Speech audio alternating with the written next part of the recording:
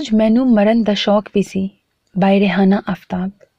Novel genre basically یہ ایک خون بہا بیسڈ ناول ہے. فیوڈل سسٹم کہہ لو، وانی بیسڈ کہہ لو، کچھ بھی کہہ لو وہ ہے. اور حویلی کی بھی سٹوری ہے اس میں. اور بیسکلی کہانی جو ہے ہیرو اور ہیروئن دونوں کے خاندانوں کی جدی پشتی دشمنی چلتی آ رہی ہوتی ہے. لائک خاندانوں دادا پردادے سے دشمنیاں ان کی چلتی آ رہی ہوتی ہیں. اب ہوتا یہ ہے کہ ہیرو اور ہیروئن دونوں ہی کسی اور کے ساتھ انگیجڈ ہوتے ہیں. ہیروئن المیرا ہے اور وہ اپنے کزن احتشام کے ساتھ انگیجڈ ہے آلریڈی. اور جو ہیرو ہے آئز ایان، اس کی بچپن کی منگ ہوتی ہے عائشہ گل. بٹ ہوتا یہ ہے کہ جو ہیروئن ہے اس کا بھائی نا ہیرو کے بھائی کو مار دیتا ہے. اب اور پھر وہ کیا کرتا ہے، ہیروئن کو بھی کڈنیپ کر لیتا ہے بہت ہی غلط انٹینشنز کے ساتھ. اب اس بیچ میں ہیرو کا کیا رول ہے، وہ کیسے آتا ہے، ہیرو اور ہیروئن کا آپس میں پھر کیسے وہ ملتے ہیں، کیا چکر ہے، بڑے سارے ٹویسٹ اینڈ ٹرنز آتے ہیں. بہت کچھ ہے سٹوری میں. ابھی جو میں نے آپ کو بتایا ہے وہ میں نے آپ کو 0.1% بھی نہیں بتایا. سٹوری بڑی ہی انٹرسٹنگ ہے، انگیجنگ ہے. اور جس طرح ہوتا ہے نا لائک فیوڈل سسٹم میں ایسا بھی ہوتا ہے، پنچایت بیٹھتی ہے. I don't know whether I am pronouncing it right اور ناٹ. پنچایت ہوتا ہے یا پنچایت ہوتا ہے، خیر جو بھی ہوتا ہے، بڈیرا ٹائپ. وہ لوگ بیٹھ کے پھر کوئی فیصلہ کرتے ہیں. یہاں پر فیصلہ بھی کوئی بہت ہی ان ایکسپیکٹڈ بندہ کرتا ہے. میں نے آج سے پہلے جتنے بھی ناولس بڈیرا ٹائپ پڑھے ہیں نا جس میں پنچایت بیٹھ کے فیصلہ کرتی ہے، اس میں وہ بندہ تو کبھی فیصلہ نہیں کرتا ہے جو اس ناول میں کرتا ہے. تو آپ لوگ سنیں گے تو آپ کو بھی پسند آئے گا. اوبویسلی اس کی ہیپی اینڈنگ ہے. سب سے اچھی بات جو مجھے لگی وہ آف کورس اس میں ہیرو کا کردار ہے. He is such a gentleman. Of course he gets rude at times, but وہ اکارڈنگ ٹو سچویشن ہوتا ہے، اکارڈنگ ٹو سینیریو ہوتا ہے. روڈ بھی ہے، وہ ہوتا ہے روڈ، لیکن اس کا جو ایک الگ ہی اس کا ٹون ہے، ٹینٹرمز ہیں، وہ الگ ہی ہیں. تو وہ اچھے ہیں. ایک جینٹل مین مطلب عورتوں کی بہت عزت کرتا ہے. اونچی آواز سے بات کرنا یا ان پہ ہاتھ اٹھانا جیسے کہ اس کے باقی کے لوگ تھے. گھر کے تمام مرد ایسے ہی تھے. ہیروئن کے گھر کے مرد بھی ایسے ہی تھے، ہیرو کے گھر کے باقی مرد بھی ایسے ہی تھے. تو وہ لوگ ان سے الگ تھے، ہیرو ہیروئن نا. تو یہ چیز بھی اچھی تھی. مطلب اس ناول میں مجھے جو ہیرو ہے اس کا کردار بہت حد تک انا الیاس کے ناولز مجھے اسی لیے پسند ہے نا کہ وہاں پر ہیرو بہت جینٹل مین ہوتے ہیں. تو یہاں پر بھی بہرحال مجھے ایک ہیرو ایسا ہی نظر آیا کہ جو بالکل ایک جینٹل مین تھا، بالکل انا الیاس کے ناولز کی طرح. بٹ کہیں نہ کہیں مجھے لگا کہ عائشہ گل کے ساتھ زیادتی ہو گئی تھی. اگر آپ لوگ سنو گے تو میں بھی آپ بھی یہ فیل کرو. مطلب مجھے لگا کہ وہ اپنی جگہ صحیح تھی. آؤٹ آف جیلیسی یا پھر ایک بچپن سے اگر آپ کسی کی منگ ہوتے ہو تو جو کچھ مطلب وہ تھا اس کے ساتھ مطلب تھوڑی زیادتی ہو گئی. مطلب کرتی رہوں گی، خود ہی سن لو جو بھی تھا. یقیناً آپ کو پسند آئے گا. So let's start it.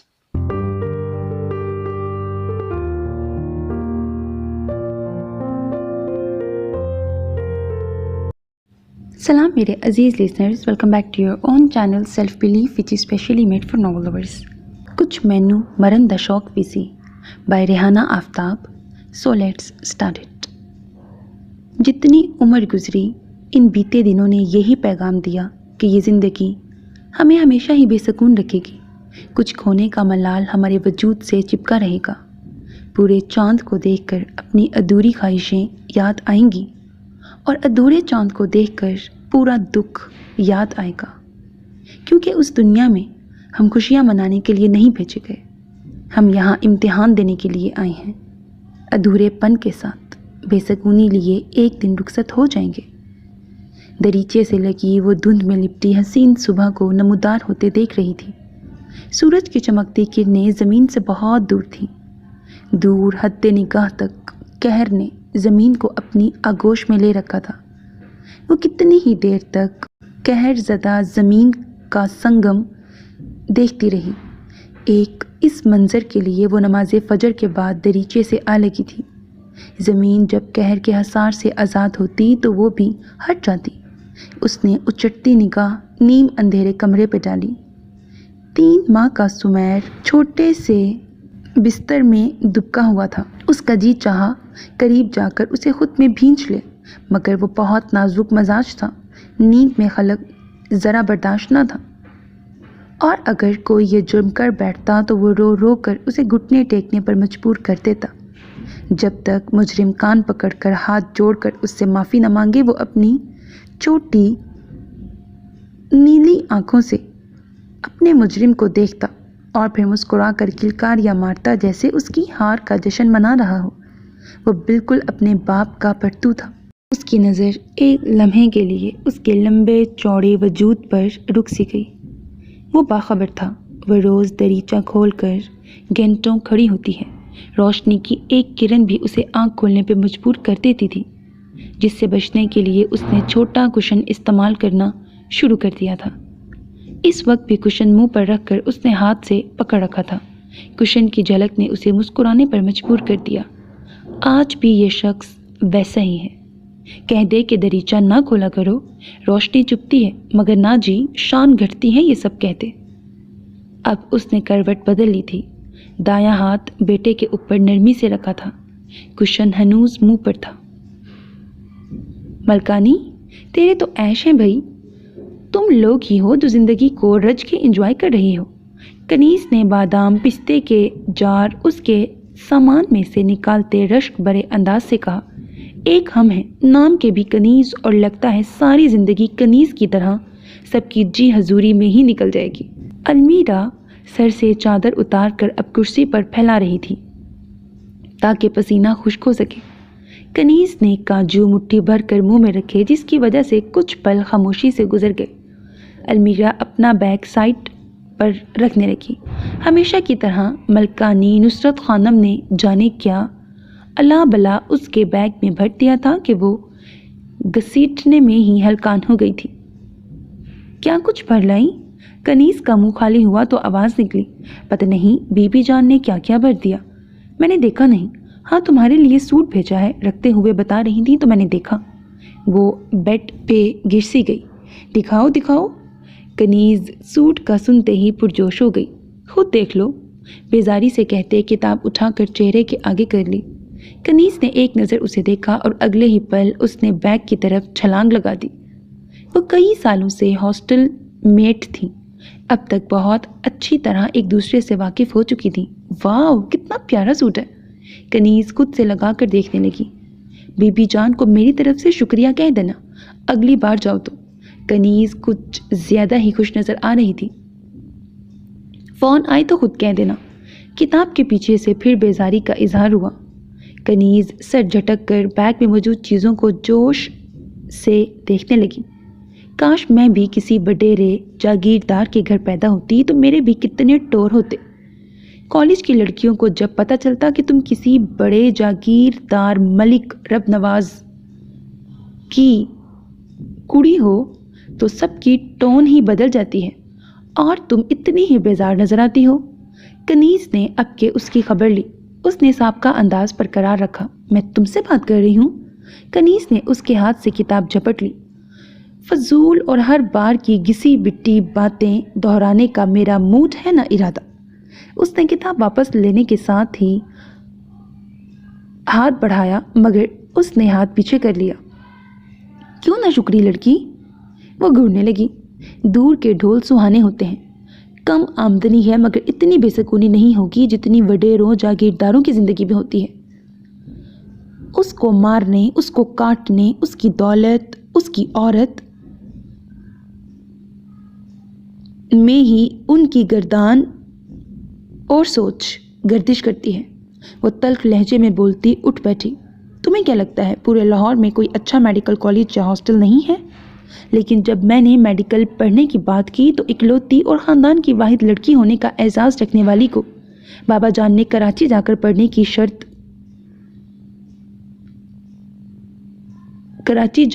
کی شرط پہ اجازت دی۔ کراچی یا لاہور مجھے کالج سے کیا فرق پڑتا تھا، سو میں نے حامی بھر لی۔ لیکن سچ یہ ہے کنیز بی بی کہ میرے جاگیردار بابا جان نے اپنے دشمنوں کے ڈر سے مجھے اتنی دور کالج میں داخلہ دلوایا ہے۔ میرے بابا جان، بی بی جان، برا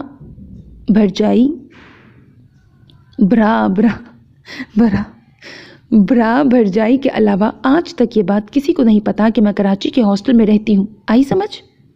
کتاب اس کے ہاتھ سے چھین کر اس نے دوبارہ منہ کے آگے کر لی۔ کنیز نے المیرا کے تلخ لہجے اور انداز کو پہلے سے زیادہ شدت سے محسوس کیا۔ पहले भी वो वडेरों जागीरदारों के खिलाफ बोलती थी, लेकिन अब तो और ज़्यादा तल्खी आ गई थी उसके लहजे में। अलमीरा अब फ्रस्ट्रेटेड हो गई थी। बीबी जान के इसरार पे वो मुहर्रम की छुट्टियों में हवेली गई थी, मगर हवेली में फैली टेंशन उससे छुपी न रह सकी। उसके दोनों भरा रात रात भर या तो इलाके में गश्त करते थे या हवेली के मर्दाने में चौकस बैठे हुक्का गुड़गुड़ाते थे। पूछने पे भी किसी ने असल बात न बताई। चौधरी वली कासिम ने हमारे 2 घोड़े मार दिए हैं, इसीलिए तेरे दोनों भरा टेंशन में हैं। कशमाला ने बताया तो वो सर पकड़ कर रह गई। घोड़ों के लिए इतना हंगामा? वो हैरत का इजहार किए बगैर न रह सकी। घोड़े आला नस्ल के और घर के पले हुए थे। तेरे भरा की जान थी उसमें। मुलाजिम उन्हें घुमाने ले गया था। चौधरी वली कासिम कहीं शिकार कर रहा था। गोली की आवाज़ से घोड़े बिदक कर चौधरी वली कासिम के इलाके में चले गए। फिर क्या था? दोनों घोड़ों की लाशें मिली। कशमाला तफसील से बता रही थी। तुझे तो पता है ये घोड़ों का तो बहाना है, असल में तो पुश्तों की दुश्मनी निभा रहे हैं, कशमाला कह रही थी। उसे मज़ीद सुनने का हौसला न हुआ। उसके दोनों भरा मलिक हमायूं और मलिक जाफिर हम ये कर देंगे, हम वो कर देंगे कि बड़ियां मारने लगे तो उसने कमरे में बंद हो जाना ही मुनासिब समझा। वो बेशक उनमें से थी, उनके ख़ानदान की इकलौती लड़की, मगर उसका मजाज बिल्कुल अलग था। वो रंग, खुशबू, तितली, शायरी की बातें करने वाली थी। खून खराबा, शोर हंगामा, गोलियों की गनगरज, राइफलों की बहुतात उसे एक आंख नहीं भाती थी। छुट्टी ख़त्म होने पे उसने सुकून का सांस लिया और वापस लौट आई थी। वो मेडिकल के आखिरी साल में थी। कुछ उसका मजाज अलग था और कुछ सालों से कराची में रहकर वो हवेली, वडेरों और जागीरदारों से मज़ीद बेजार हो गई थी। मलिक हमायूं को बड़ी गहरी चोट पहुंचाई तूने। चौधरी सजावल चौधरी वली कासिम की पीठ थपकता उसके साथ बैठ गया। चौधरी वली कासिम हंसने लगा। बड़े दिनों से सोच रहा था ऐसा क्या करूं कि दुश्मनों की नींद हराम हो जाए, और जब मौका मिला तो मैंने उसे गवाया नहीं। खुशी वली कासिम के हर अंदाज से झलक रही थी। सुना है मलिक हमायूं को उन घोड़ों से इश्क था। सजावल के इत्तला देने पे वो और खुलकर मुस्कुराया। खूबसूरत तो बला के थे, अगले चंद माह वो सदमे में ही रहेगा। चौधरी वली कासिम ने कहा लगाया। हाँ ये तो है। चौधरी सजावल भी हंसा। पिछली बार हमारे खेतों पे पानी छोड़कर सारी फसलें तबाह कर दी थी मलिक रबनवाज और उसके बेटों ने। उन्हें लगा था चौधरी अपने नुकसान पे चुप करके बैठ जाएंगे। उन्हें खबर नहीं कि चौधरी गर्दन कटवा सकता है, दुश्मन को खुशी मनाते देख नहीं सकता।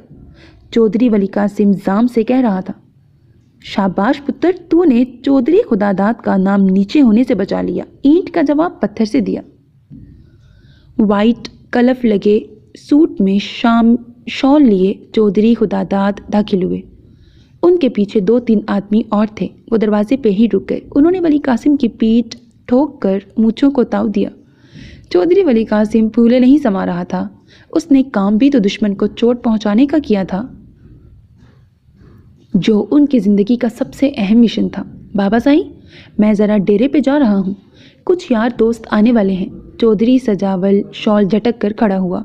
ज़रा ध्यान रखना, दुश्मन वार के लिए बौखला रहा होगा, चौधरी खुदादाद ने समझाया। उनमें इतना दम कहाँ बाबा कि वो हमारे इलाके में दाखिल होने का सोचें भी, चौधरी सजावल घमंड से बोला। जिस दिन ये हरकत की ना, बोटियाँ नहीं मिलेंगी। चौधरी वली कासिम ने भी गुबार निकालना ज़रूरी समझा। ओ मुझे पता है तुम लोग शेर के बच्चे हो। चौधरी खुदादाद का सीना फ़ख्र से चौड़ा हो गया। चल छोटे, अब तू फिर ना कुछ करियो, बहुत गर्मी है तेरे अंदर। चौधरी सजावल उसे तंबीह करता निकल गया। ये आइस कहाँ है? इस बार छुट्टियों पे भी नहीं आया। चौधरी खुदादाद को सबसे छोटे बेटे की कमी महसूस होने लगी। उसका दिल कहाँ लगता है यहाँ? लगा होगा गिट पिट करने में। चौधरी वली कासिम ने बेजारी से कहा। उन्होंने सर हिलाया। आइस अयान सबसे छोटा और लाडला था, मगर उसका मजाज बहुत अलग था। तू तो शिकार के लिए जा रहा था। मलिक हमायूं के घोड़े कहाँ से शिकार कर लिए? पूरी तफसील बता। चौधरी खुदादाद पूरी कहानी एक बार फिर सुनने के मूड में थे। चौधरी वली कासिम उन्हें अपना कारनामा सुनाने लगा। चौधरी खुदादाद के चेहरे की चमक मज़ीद बढ़ गई थी। हवेली का फाटक खुला था। खटाखट जीप के दरवाजे खुले और बंद हुए। एक शोर सा गूंजा और जीपें एक के पीछे दूसरी और दूसरे के पीछे तीसरी फाटक से निकल गईं। मलकानी नुसरत खानम तेजी से निकली, मगर तब तक जीपें निकल चुकी थीं। चौकीदार फाटक बंद कर रहा था। रज़िया, नुसरत खानम ने पूरी कुव्वत से आवाज़ दी। रज़िया दौड़ी चली आई। जी बीबी जान। वो मुअत्तब खड़ी थी। कहाँ गई हैं जीपें? जाके देख, मलिक हमायूं और मलिक जाफ़र हैं मर्दाने में। मलकानी नुसरत खानम परेशान थी। 3 जीपें गई हैं बीबी जान। एक में मलिक हमायूं और उनके गार्ड्स, दूसरी में मलिक जाफ़र और उनके साथी, तीसरी में हवेली के गार्ड्स थे। रज़िया ने तफसीली मालूमात दी। मलकानी नुसरत खानम दिल पे हाथ रख कर रह गई। इलाही खैर, क्या करने निकले हैं ये लोग? नुसरत खानम जले पैर की बिल्ली की तरह चक्कर काट रही थी। मालूम नहीं बीबी जान। रज़िया ने लाइल्मी का इजहार किया। बीबी जान, वो लोग इलाका गैर गए हैं। कशमाला हाँपती कांपती उन तक आई। मलकानी नुसरत खानम ने परेशानी से सर पर हाथ रख लिया। तुझे किसने बताया? उन्होंने बहू से पूछा। जाफ़र ने। वो पिस्टल लोड कर रहे थे। राइफल और मशीन गन भी साथ लेकर गए हैं। कशमाला की रंगत उड़ी हुई थी। तू मुझे उनके निकलने की बात बता रही है? मलकानी नुसरत खानम ने उसे घूरा। मैं जाफ़र को समझाती रही। उन्होंने सख्ती से कहा था कि आपको ना बताऊं वरना मेरी खैर नहीं होगी। कशमाला ने मजबूरी बताई। उन्हें कुछ हुआ तो फिर तेरी भी खैर नहीं होगी। मलकानी नुसरत खानम ने कशमाला को धमकी देते हुए रज़िया को मुखातिब किया। जल्दी मर्दाने में जाके देख, मलिक साहिब हैं तो उन्हें पैगाम दे, मैं बात करना चाहती हूँ। उन्होंने रज़िया को दौड़ाया और खुद राहदारी के चक्कर काटने लगी। कशमाला बेचारगी से हाथ मल रही थी। चौधरी सजावल और उसके साथी डेरे की तरफ जा रहे थे। इर्द गिर्द बड़े बड़े दरख्त रात के इस पहर हैबतनाक मंजर पेश कर रहे थे। चांद की उम्र कम थी, जिसके बाइस माहौल तारीकी में डूबा हुआ था। ये उनका इलाका था, मगर गार्ड भी चौकस थे। गुलाम, पीने पिलाने का इंतज़ाम हो गया है ना? चौधरी सजावल ने अपने गनमैन से पूछा। जब कभी उसके यार दोस्त डेरे को रौनक बख्शने आते थे, गुलाम ही इंतज़ाम करता था। जी सरकार, हमेशा की तरह बहुत आला इंतज़ाम किया है, आपको शिकायत नहीं होगी। गुलाम ने अच्छी सर्विस की यकीन दहानी कराई। आज की रात बहुत यादगार होनी चाहिए गुलाम, वरना या तो तू इनाम का हकदार होगा या फिर सज़ा का। चौधरी ने हंसते हुए कहा। उसी वक्त उसके मोबाइल की बेल बजने लगी। उसकी बीवी जरताशा की कॉल थी। उसने मुंह बनाया। हाँ बोल, आप कहाँ हैं? उसकी कामती आवाज़ निकली। अब तुझे हर बात बताऊं? वो बरहम हुआ। वो मैं और नरगिस आपके लिए परेशान थे। जरताशा ने सौकन का नाम लिया। क्यों, मैं कोई मरने वाला हूँ? नहीं, वो आज देवर जी ने दुश्मन को नुकसान पहुँचाया तो वो डर के बात मुकम्मल न कर पाई। तो क्या मैं डर कर तुम लोगों के आंचल में मुंह छुपा के बैठ जाऊं? और अब फिर फ़ोन किया तो तुम दोनों की हड्डियां तोड़ दूंगा। चौधरी सजावल ने बक झक के फ़ोन बंद कर दिया। बस एक लम्हे को वो इर्द गिर्द से गाफिल हुआ था। 3 जीपों ने अचानक उन्हें घेरे में ले लिया। उसके गार्ड भी पुरसकून हो गए थे। उन्होंने जीप का रास्ता प्लानिंग से रोका था। ड्राइवर गाड़ी भगाने के भी काबिल न रहा था कि सबसे पहले उसे ही टारगेट किया गया था। मशीन गन की अंधाधुंध फायरिंग से इलाका गूंज उठा था। चौधरी सजावल की जीप बेकाबू होकर दरख्त से टकराई। चौधरी सजावल को कंधे पे गोली लगी थी। उसने अपना पिस्टल निकाला था, मगर हमायूं की जीप तेजी से करीब आई थी और गुजरते हुए हमायूं और उसके आदमियों ने चौधरी सजावल की खोपड़ी पे कई गोलियां दाग दी थी। चौधरी सजावल के गार्ड्स पहले ही मर चुके थे। वो जिस तेजी से आए थे उसी तेजी से अंधेरे में गुम हो गए। डेरे पे मौजूद कारिंदे गोलियों की आवाज़ सुनकर अपनी अपनी गन लिए बाहर निकले, मगर उन्हें कुछ नजर न आया। फिजा में बारूद की महक तेजी से फैल गई थी। वो रही चौधरी सजावल की जीप। किसी ने आवाज़ लगाई। सब जीप की तरफ दौड़े। अलमीरा सुबह कॉलेज जाने के लिए कपड़े इस्त्री कर रही थी। मेरे कपड़े भी इस्त्री कर दो। कनीस ने अपने कपड़े उसके सामने रखे। अलमीरा ने घूरा। कल मैं तुम्हारे कर दूंगी प्लीज़, कनीस ने लजाजत से कहा तो वो मुस्कुराकर उसके कपड़े भी इस्त्री करने लगी। एक वडेरन जागीरदारनी मेरे कपड़े इस्त्री कर रही है। मैं इस वक्त बहुत अजीब सी खुशी महसूस कर रही हूँ। कनीस के छेड़ने पे अलमीरा ने सामने पड़ा तकिया उसे दे मारा। वो हंसने लगी। दरवाजे पे दस्तक हुई तो दोनों चौंकी। इतनी रात को किसे हमारी याद आ गई?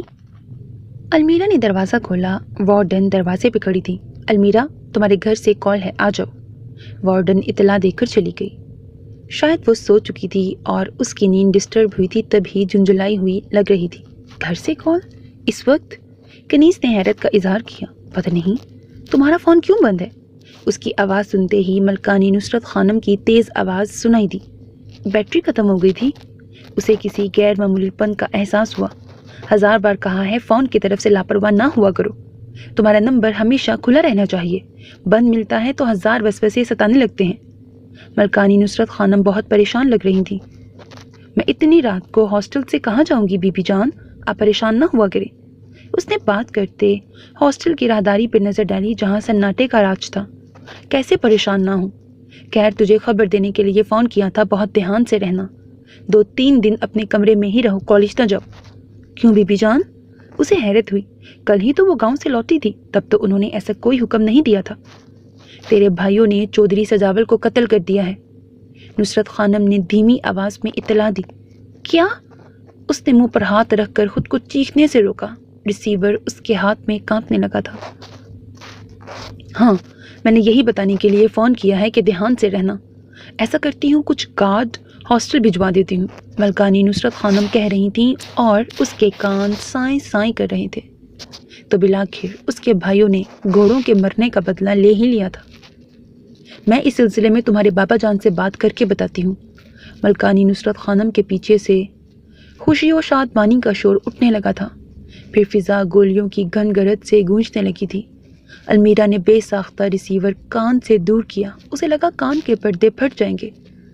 हवेली में यकीनन उसके बाप भाई जश्न की तैयारी कर रहे थे। उसने दुख से रिसीवर रख दिया। सुनसान राहदारी से उसे अचानक खौफ आने लगा था। उसने तकरीबन भागते हुए अपने कमरे का सफ़र तय किया। क्या हुआ? कनीज इस्त्री का तार समेट रही थी। उसकी उड़ती रंगत को उसने बहुत हैरानी से देखा। क्या हुआ अलमीरा, सब ठीक तो है ना? वो करीब आई। मेरे भरा ने अपने दुश्मन का बेटा कत्ल कर दिया। बीबी जान मुझे ध्यान से रहने का कह रही थी। उसकी आवाज़ बाकायदा कपकपा रही थी। ओह! कनीज को भी बहुत हैरत हुई। उसने कपकपाती अलमीरा को बाजू से थाम कर उसके बेड पर बिठाया। फ्रिज से बोतल निकालकर ठंडा पानी ग्लास में उंडेल कर उस तक लाई। लो, पानी पियो। उसने ग्लास उसके लबों से लगा दिया। वो गटागट पी कर बिस्तर पर ढह सी गई। कनीज ने लाइट ऑफ कर दी ताकि वो सुकून से सो सके, मगर उसकी घुटी घुटी सिसकियों ने पहली बार कनीज को एहसास दिलाया कि वो क्यों अपने बाप और भाई के जिक्र पे तल्ख हो जाती थी। कनीज को उससे हमदर्दी होने लगी। चौधरी खुदादाद की हवेली में सफ़े मातम बिछ गई थी। जिस हवेली में कुछ देर पहले तक चौधरी वली कासिम अपने वार पे खुश हो रहा था, चौधरी खुदादाद बेटे की पीठ थपथपा रहा था, अब वहाँ बैन हो रहे थे। चौधरी वली कासिम हाथों से निकला जा रहा था। वो अभी और इसी वक्त मलिक रब नवाज की हवेली पे हल्ला बोल देना चाहता था, मगर चौधरी खुदादाद के इशारे पे सब ने उसे काबू करके रखा था। सजावल की लाश चारपाई पे पड़ी हुई थी। सब ने देखा, कुछ देर पहले तक गरूर और घमंड से अपने कदमों पे जाने वाला 4 कंधों पे आया था। पूरा जिस्म छलनी था। खोपड़ी पे कई गोलियां लगी थीं। लाश देखने के काबिल नहीं रही थी। सजावल की दोनों बेवा सोगवार थीं। कुत्सिया बानो जवान बेटे की मौत पे गश खा रही थी। इस सारे में अगर किसी के हवास सलामत थे तो वो राबिया थी, इस घर की सबसे बड़ी बहू, और उसका साथ आयशे गुल दे रही थी। अरे, किसी ने आइस को इत्तला दी? आयशे गुल का बाप चौधरी खुदादाद का छोटा भाई चौधरी तैयब ने किसी से पूछा। उसी दम शोर उठा। छोटे सरकार शहर से आ गए हैं, अभी उनकी गाड़ी दाखिल हुई है। मर्सिडीज पोर्च में ले जाने की बजाय उसने बाहर ही रोक दी। झटके से फ्रंट सीट का दरवाज़ा खोलकर उसने ब्लैक चप्पलों से सजा मजबूत कदम ज़मीन पर रखा। ब्लैक शलवार सूट में उसका दराज कद नुमाया लग रहा था। ग्रे शॉल पीछे से लाकर कंधों पे डाल रखी थी। ऊंची खड़ी नाक उसकी तरह मगरूर लग रही थी। शिद्दत ज़ब्त से चेहरा लाल और आंखें गुलाबी हो रही थीं। मुलाजिम दौड़ा चला आया। गाड़ी की चाबी मुलाजिम के हवाले करके तेज कदमों से वो हॉल में आया। सजावल की मैयत सामने ही रखी थी। बड़ा सा वाइट पर्दा डालकर मर्दों और औरतों के पोर्शन को अलग किया गया था। इस तरह के दोनों अतराफ से मैयत नजर आ रही थी। सिसकियों और बैन ने इस्तकबाल किया था। وہ چوکی پہ مردہ وجود کے سامنے گھٹنوں کے بل بیٹھ گیا۔ خون سے لتھڑے چہرے میں اس کے نقش چھپ سے گئے تھے۔ کسی نے اس کے کندھے پہ ہاتھ رکھا، اس نے گردن گھما کر دیکھا۔ وہ چودھری خداداد تھے۔ چہرے پہ گہرا دکھ تھا، آنکھیں گیلی تھیں۔ ان کے ہاتھ پہ ہاتھ رکھ کر وہ افسردہ ہوا۔ پھر ایک بھائی چلا گیا۔ شکایتی لہجہ اور الزام دیتی آنکھیں تھیں۔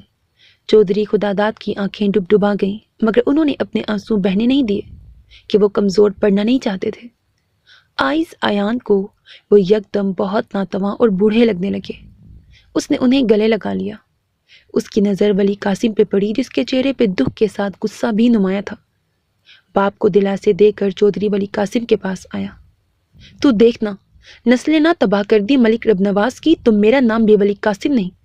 مجھے تو بابا سائی نے روکا ہوا ہے، ورنہ اب تک اس کے گھر بھی صف ماتم بچ چکی ہوتی۔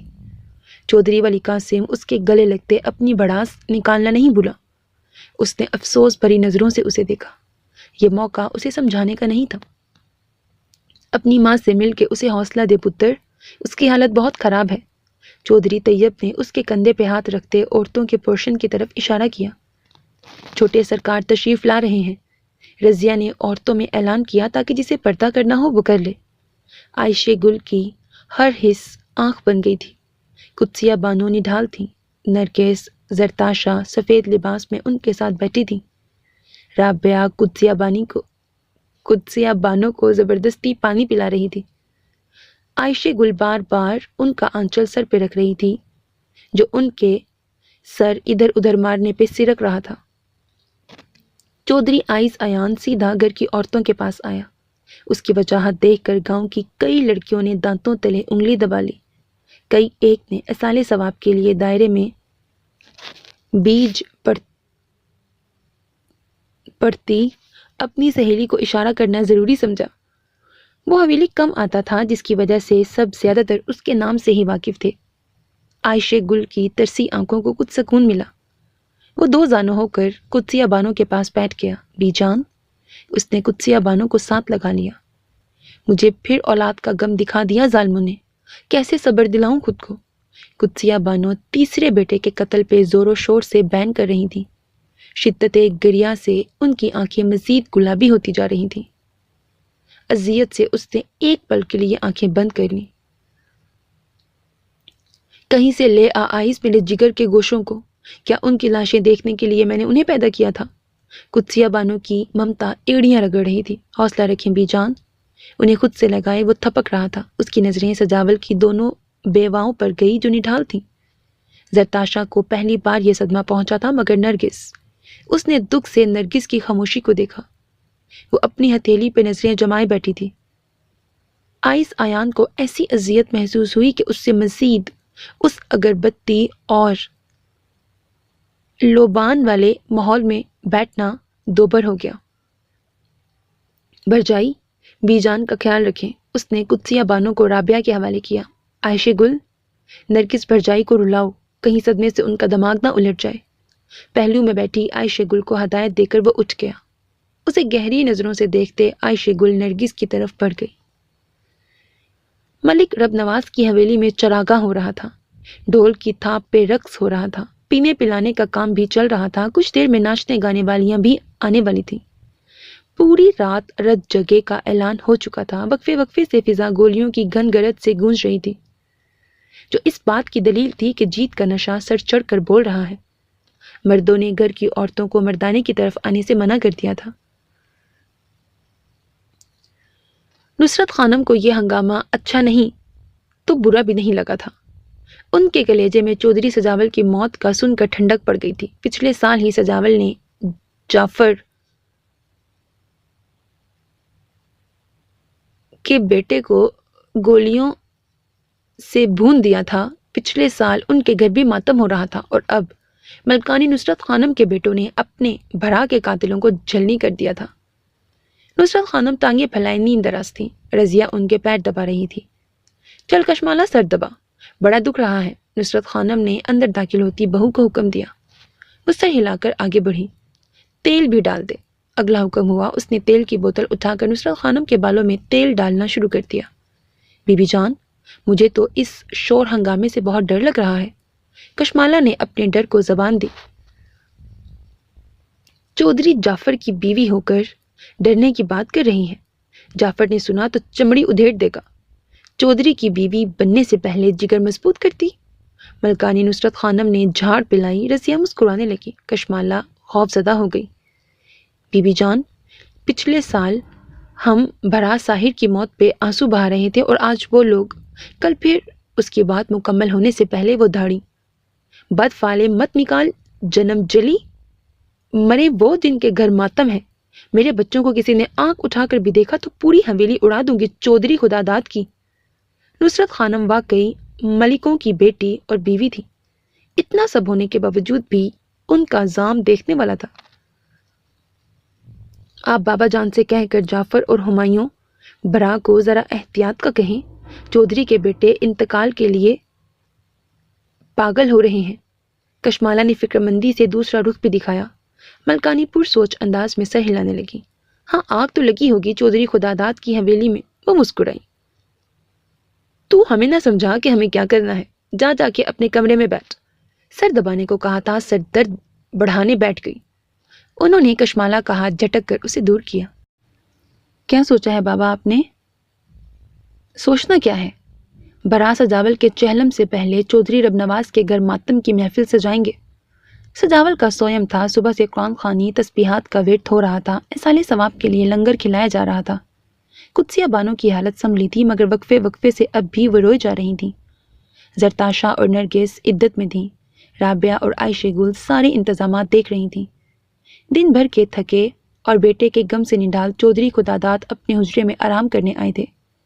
ولی قاسم بھی وہیں تھا۔ جب آئس نے سوال کیا تو جواب ولی قاسم نے نفرت سے دیتے اپنے عزائم سے آگاہ کیا۔ کتنے قتل کریں گے اور کتنی قربانیاں دیں گے؟ آئس نے غصے سے ولی قاسم کی طرف رخ کیا۔ تو تیرا کیا خیال ہے، چوڑیاں پہن کر بیٹھ جائیں، گھٹنے ٹیک دیں؟ ولی قاسم اس سے زیادہ غصے سے بولا۔ نہیں، پھر وہی کریں جو آپ نے پلان کیا ہے۔ جعفر ہمایوں میں سے کسی کو قتل کر دیں تاکہ پھر آپ کو یا مجھے بھی جان رو لیں اور یہ سلسلہ ہم چاروں کے ختم ہونے تک چلتا رہے۔ وہ شدید غصے میں تھا۔ وہ باپ بھائی کے سامنے اتنے غصے کا مظاہرہ نہیں کرتا تھا، مگر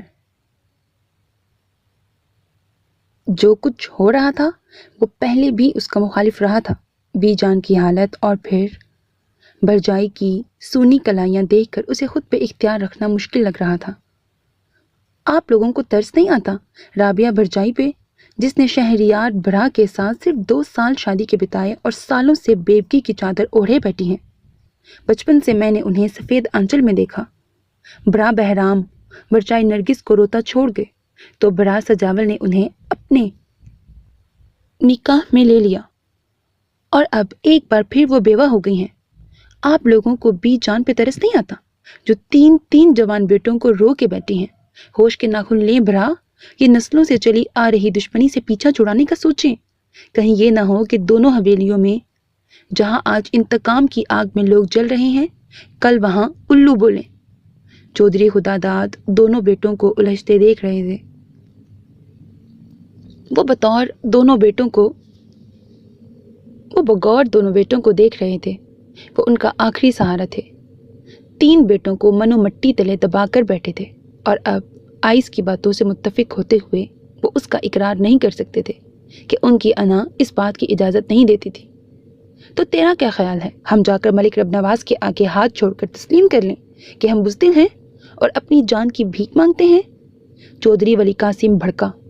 میں نے ایسا نہیں کہا۔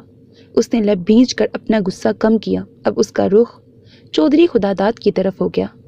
آپ پنچایت میں بات کریں، پنچایت بلائیں، کسی طرح یہ معاملہ ختم کریں۔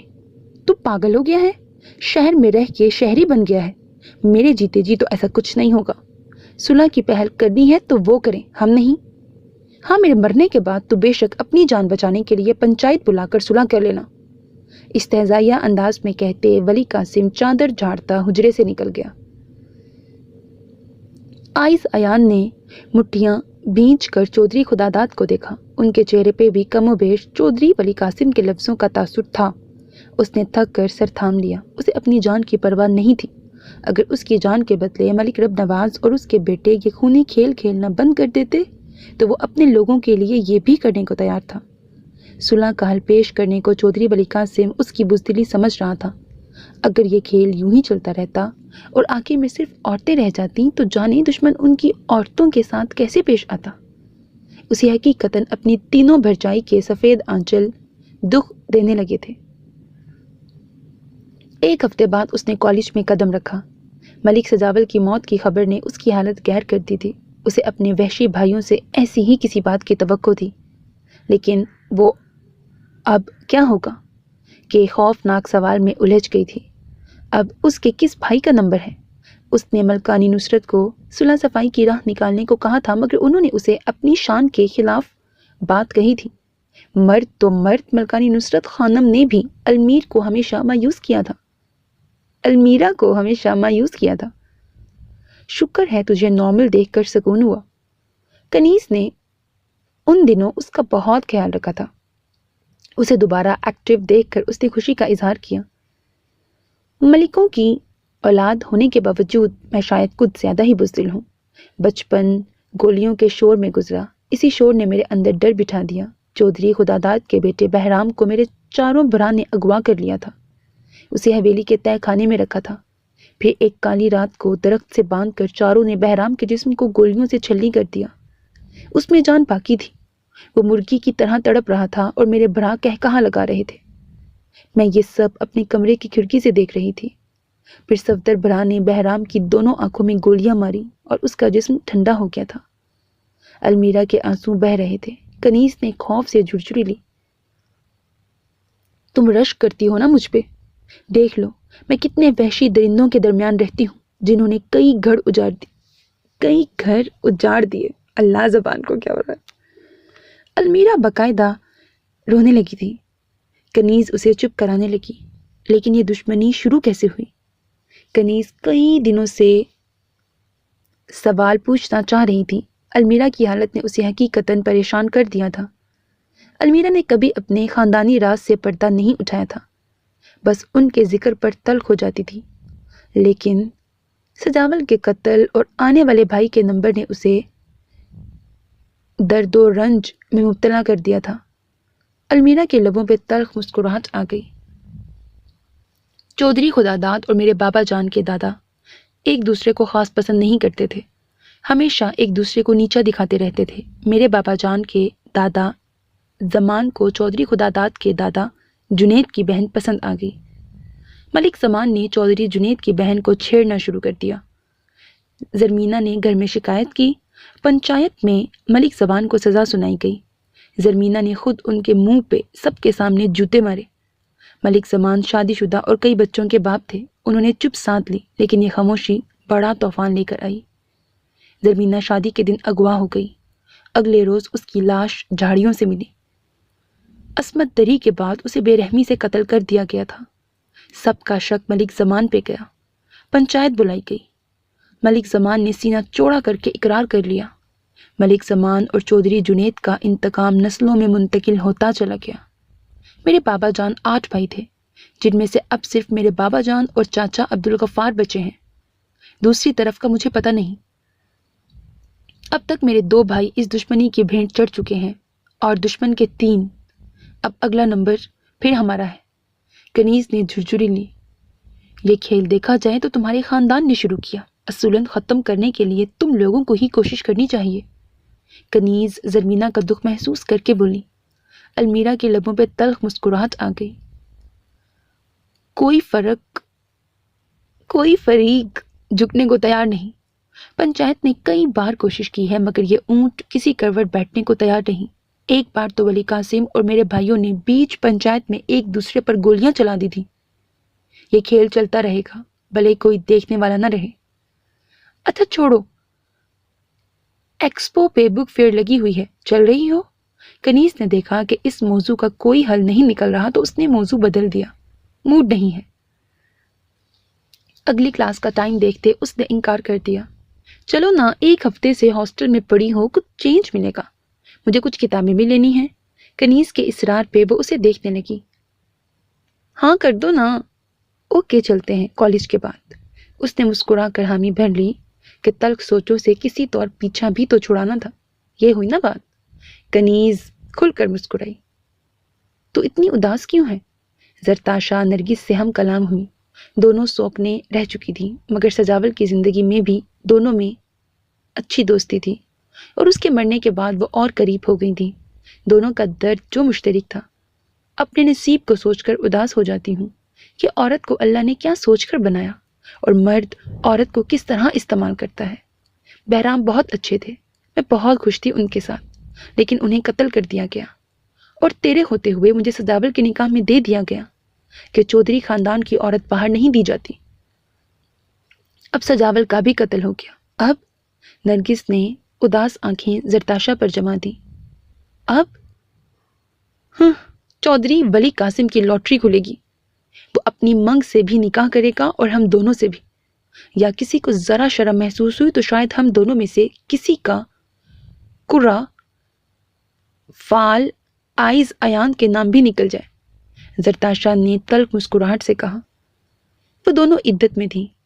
ان کے کمرے کے پاس سے گزرتے کھلی کھڑکی سے آتی آوازیں آئز ایان کے کانوں پہ پڑیں تو وہ کئی لمحے تک ہل بھی نہ پایا. اپنی بھرجائی سے نکاح، وہ ایسا سوچ بھی نہیں سکتا تھا لیکن دونوں کی فکر بجا تھی. شہریار کے قتل کے وقت چونکہ بہرام کافی چھوٹا تھا اس لیے رابعہ اس اذیت سے بچی ہوئی تھی. آئس نے بچپن سے رابعہ کو سفید لباس میں ہی دیکھا تھا. ان کی گفتگو نے اسے مزید پریشان کر دیا تھا.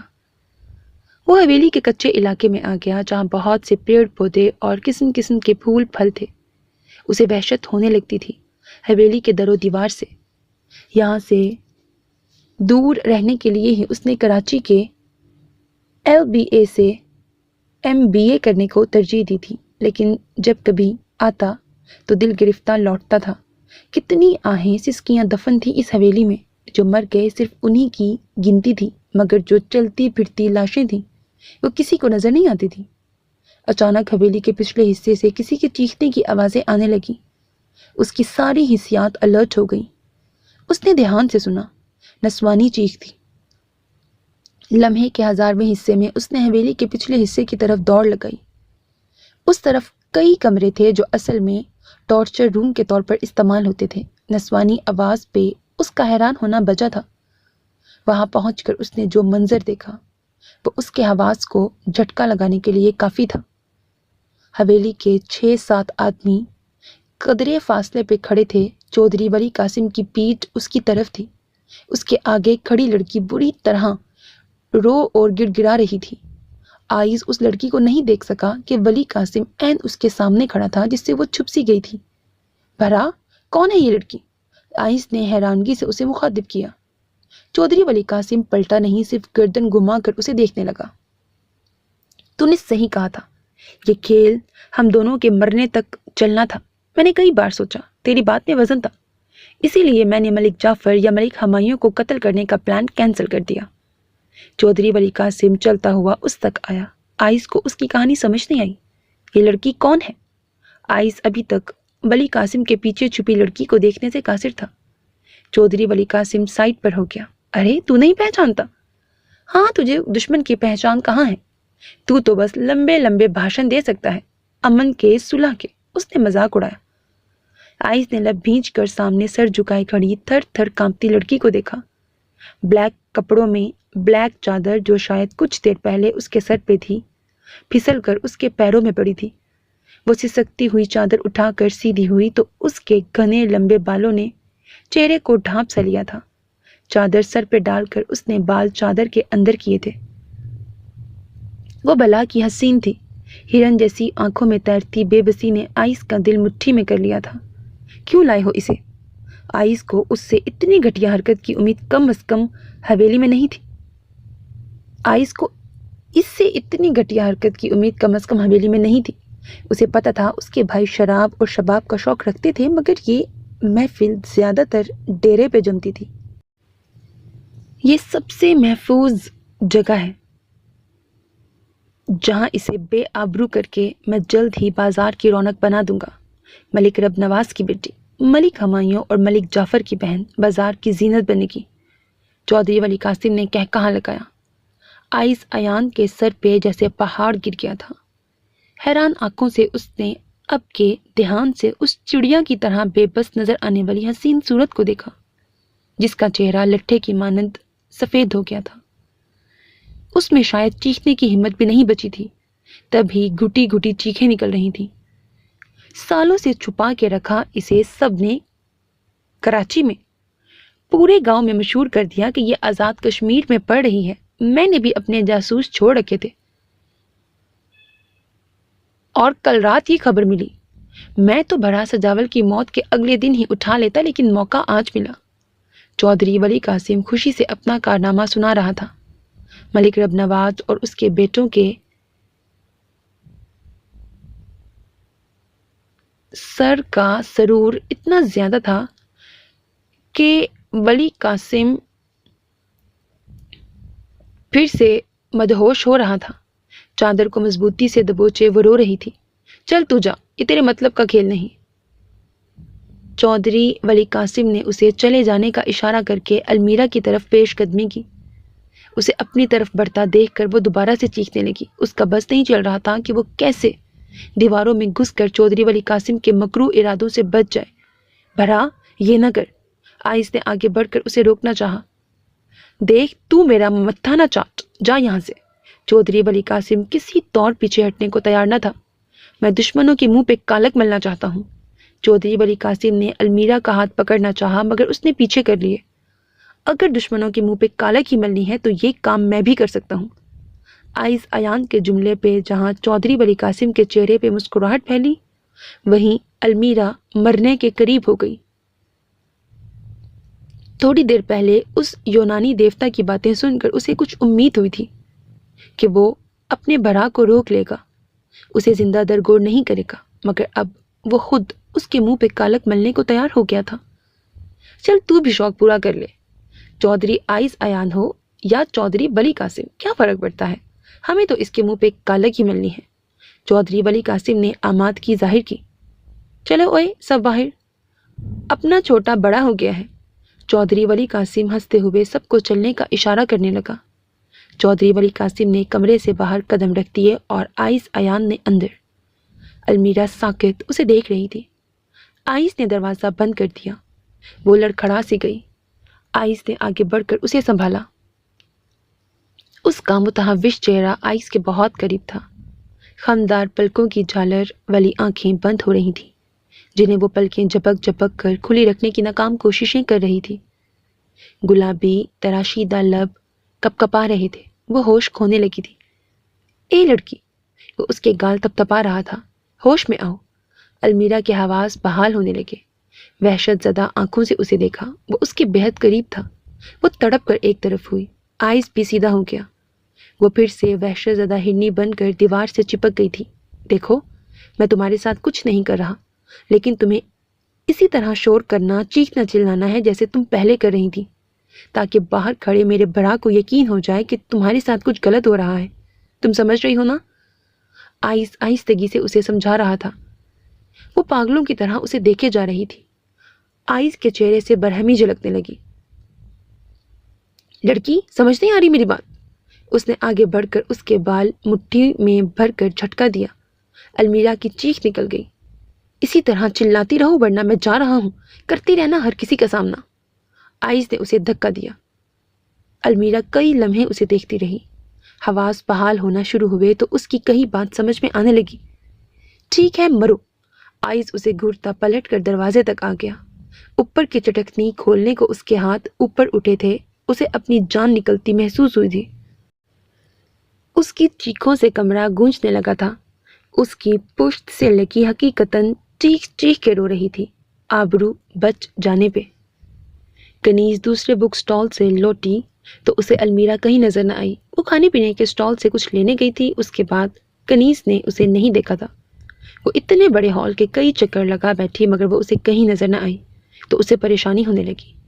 پریشانی تشویش میں بدلنے لگی تو اس نے المیرا کے فون پر کال ملائی مگر وہ بند جا رہا تھا۔ اس کے پاس نصرت خانم کا نمبر تھا۔ اس نے فوراً انہیں کال کر کے احوال سنا دیا۔ کس احمق نے کہا تھا تم لوگوں کو یوں سڑکوں پہ مارے مارے پٹنے کو؟ ملکانی نصرت خانم چلائیں۔ کنیز سے انہوں نے ہمیشہ پیار شفقت سے بات کی تھی، اب جو آواز اس نے سنی اس کے ہاتھوں کے طوطے اڑ گئے۔ بی بی جان، وہ کنیز کچھ بولنے کے قابل نہ رہی تھی۔ اگر میری المیرا کو کچھ ہوا تو تجھے کتوں کے آگے ڈلوا دوں گی۔ ملکانی نصرت خانم کی گراتی آواز نے کنیز کے ہوش اڑا دیے تھے۔ کنیز نے آگے پیچھے کئی لوگوں سے المیرا کا حلیہ بتا کر پوچھا۔ بہت دیر کی کوشش کے بعد پتہ چلا کہ ایک بچہ المیرا کو کوئی پیغام دینے آیا تھا۔ المیرا اس کے ساتھ باہر تک گئی تھی، پھر نہیں لوٹی۔ وہ پیغام کس کا تھا؟ کون سا بچہ تھا؟ کنیز پاگلوں کی طرح ادھر ادھر پھر رہی تھی، اسے اپنی موت یقینی نظر آنے لگی تھی۔ ادھر ملک رب نواز کی حویلی میں افراتفری مچ گئی۔ ملک ہمایوں اور ملک جعفر نے المیرا کا نمبر پہلی فرصت میں سی پی ایل سی میں دیا تھا۔ اس کے موبائل فون کی آخری لوکیشن ایکسپو سینٹر ہی ریکارڈ میں تھی۔ کہیں چودھریوں نے ہمایوں نے خدشہ ظاہر کیا۔ تیاری کرو، چودھری خداداد کی حویلی میں صف ماتم بچھانے کا وقت آ گیا ہے۔ ملک جعفر نے سب کو اشارہ کیا۔ جعفر، جلد بازی کی ضرورت نہیں، تھوڑا صبر کرو، پہلے یہ پتا کرو کہ دشمن کراچی گئے تھے یا نہیں۔ ملک رب نواز نے انہیں تحقیقات کا حکم دیا۔ رستم، ملک ہمایوں حلق کے بل چلایا۔ رستم بھاگا بھاگا آیا۔ رستم اس کا خاص آدمی تھا جو دشمنوں کی حویلی میں ہوتی سرگرمیوں کی رپورٹ دیتا تھا۔ رستم کا خاص دوست چودھری خداداد کے گھر ملازم تھا۔ سرکار، آج عبد الرحیم نے طبیعت کی وجہ سے چھٹی کی تھی، میں نے اس سے معلوم کرنے کو کہا ہے۔ وہ پکی خبر دے رہا ہے کہ آج چودھری خداداد کی حویلی سے کوئی کراچی نہیں گیا۔ رستم نے سر جھکا کر اطلاع دی۔ سب کے چہرے متفکر ہو گئے۔ جھوٹ بول رہا ہے کمینہ۔ بابا جان، دیر نہ کریں۔ ملک جعفر تل ملا رہا تھا۔ بغیر کسی ثبوت کے چودھری خداداد کی حویلی پہ حلہ بولا تو دونوں طرف جانی نقصان ہوگا۔ پنچایت ہمیں سزا دے گی۔ آج 10واں ہے چودھری سجاول کا، پنچایت نے پہلے ہی وارننگ دی ہوئی ہے۔ ملک رب نواز نے پرسوچ لہجے میں کہا۔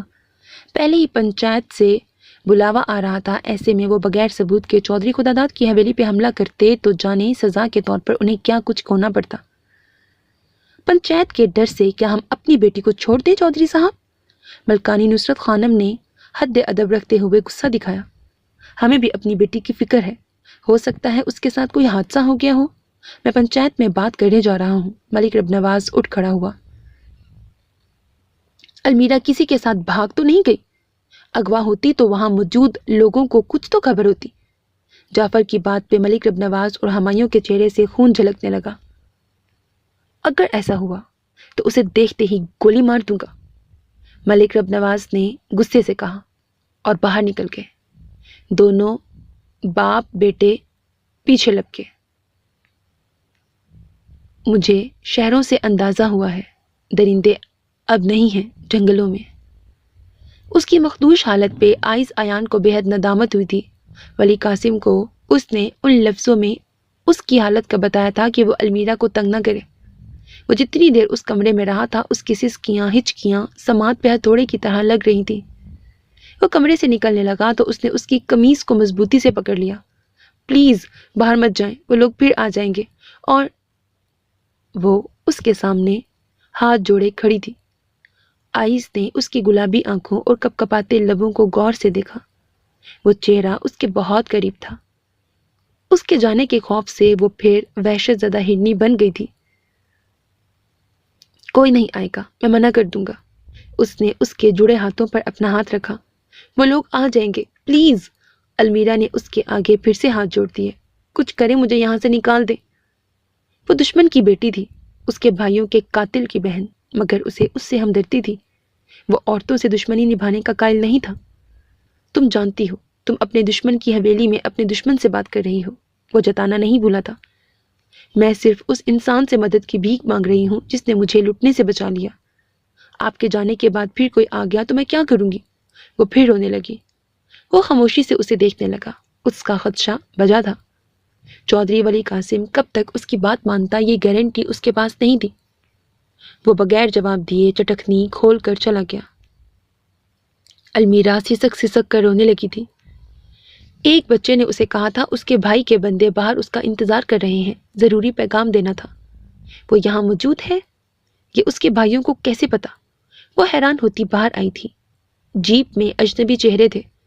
آپ بیٹھے، ملک ہمایوں آپ سے ملنا چاہتے ہیں، وہ سامنے ریسٹورنٹ میں آپ کا انتظار کر رہے ہیں، جیپ میں سوار شخص نے کہا۔ میں اپنی دوست کو بتا دوں؟ حیران ہوتی اس نے کنیز کو مطلع کرنا چاہا۔ صرف تھوڑی دیر کی بات ہے، آپ لوٹ آئیے گا۔ چودھری سجاول کے قتل کے بعد سب محتاط ہو گئے ہیں، آپ کو کوئی ملک ہمایوں کے ساتھ نہ دیکھ لے، اسی لیے انہوں نے ہمیں بھیجا ہے۔ وہ جیپ میں سوار ہو گئی کہ تھوڑی دیر میں پلٹ ہی آنا تھا، مگر یہ اس کی خام خیالی نکلی۔ کنیز کو کال کرنے کے لیے نکالا سیل فون کہاں گیا؟ وہ ناک پہ رکھے رومال سے بے ہوش کب ہوئی اسے خبر نہ ہوئی۔ ہوش آیا تو چودھری ولی قاسم اس کے سر پہ کھڑا تھا۔ وہ دشمن کا شکار ہو گئی تھی، دشمن نے ذہانت سے چال چلی تھی۔ اگر آئس دخل اندازی نہ کرتا تو وہ اب تک اپنی ہی نظروں میں گر چکی ہوتی۔ آئس اپنے کمرے کی طرف جا رہا تھا، وہ بے حد الجھا ہوا تھا۔ عائشہ گل نے اس کا راستہ روک لیا، وہ اس کی بچپن کی منگ تھی۔ سنا ہے بھرا ولی قاسم نے المیرا کو اٹھوا لیا ہے، اور تو اسی کے پاس تھا؟ عائشہ گل کا لہجہ شکایتی تھا۔ ایک مجبور لڑکی کو بچانے کے لیے کچھ نہ کر کے بھی اس کے صاف ستھرے دامن پہ داغ لگ گیا تھا۔ تو ایسا نہیں تھا آئس، مجھے تجھ سے ایسی امید نہ تھی۔ عائشہ گل کی آنکھوں میں آنسو تیرنے لگے۔ بلا شبہ وہ اس سے ٹوٹ کر محبت کرتی تھی، اس کے صاف شفاف کردار اور صاف کی پوری حویلی میں دھوم تھی، اور اب اس کا ٹوٹتا بت عائشہ گل کو تکلیف دے رہا تھا کہ وہ کسی پہیلی کا سراغ پا گیا ہو۔ تو نے چودھری گھرانے میں آنکھ کھولی ہے، یہاں کا ماحول سب کچھ تیرے سامنے ہے، پھر حیران کیوں ہے؟ اس کے اعصاب جھنجھلا گئے۔ تڑک کر جواب دیتے وہ آگے بڑھ گیا۔ پیچھے عائشہ گل نے ڈبڈباتی آنکھوں سے اسے دیکھا تھا۔ اپنے کمرے میں آ کر اس نے اپنا ٹریولنگ بیگ نکالا اور اپنا سامان رکھنے لگا۔ وہ جلد سے جلد حویلی سے نکلنا چاہ رہا تھا۔ ہمیشہ کی طرح اس کی وحشت بڑھنے لگی تھی۔ یہاں آ کر وہ ہمیشہ اپسٹ ہو جاتا تھا۔ گرے کلر کے شلوار سوٹ پہنے وہ چینجنگ روم سے نکل کر مرر کے آگے کھڑا بال بنانے لگا۔ دروازے پہ دستک ہوئی۔ آ جاؤ، اس نے آواز لگائی۔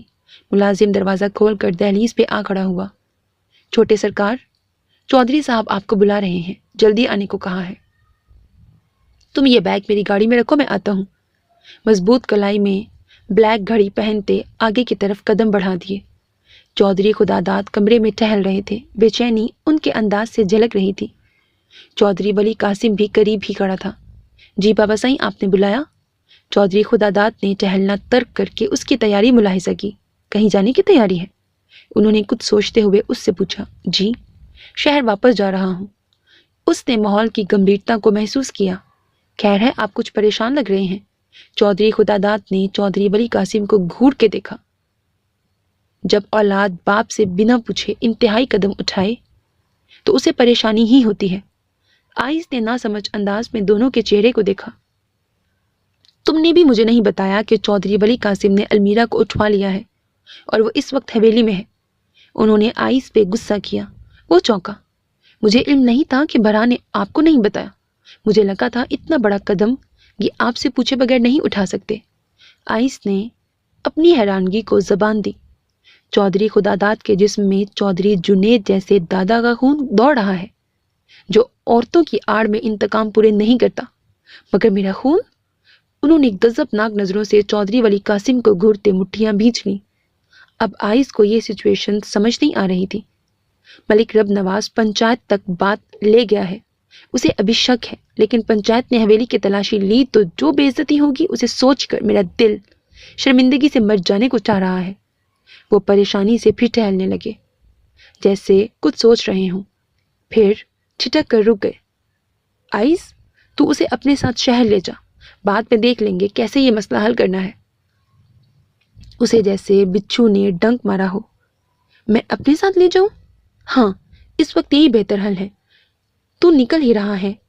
ولی قاسم، المیرا کو آئس کے ساتھ روانہ کرو۔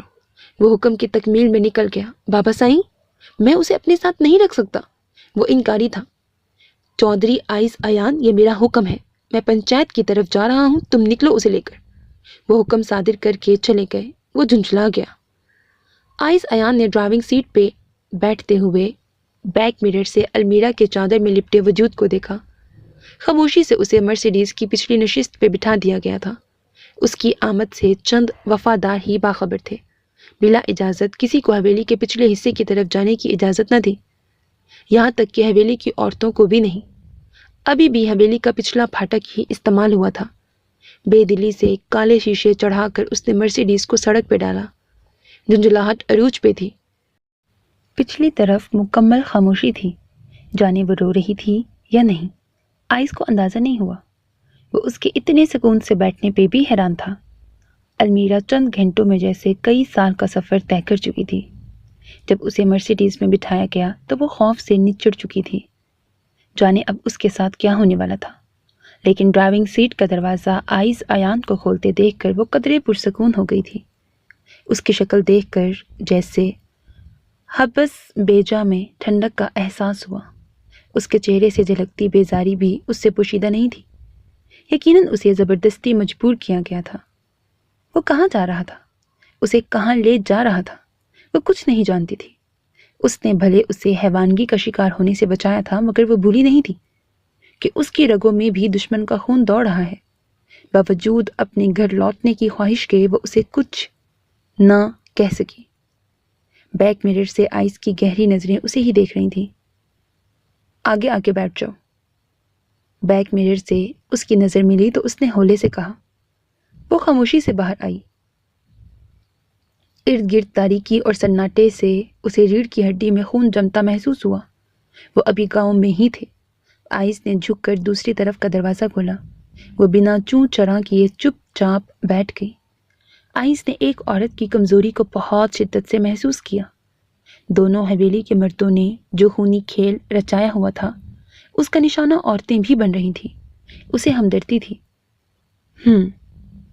ہوں تو میں تمہارے دشمن کا بیٹا اور بھائی، نہ مجھے موت کا خوف ہے، نہ میں اس کھیل کو پسند کرتا ہوں، جس کی سزا میری 3 بھرجائی کاٹ رہی ہیں، اور اب تم نشانہ بن گئی۔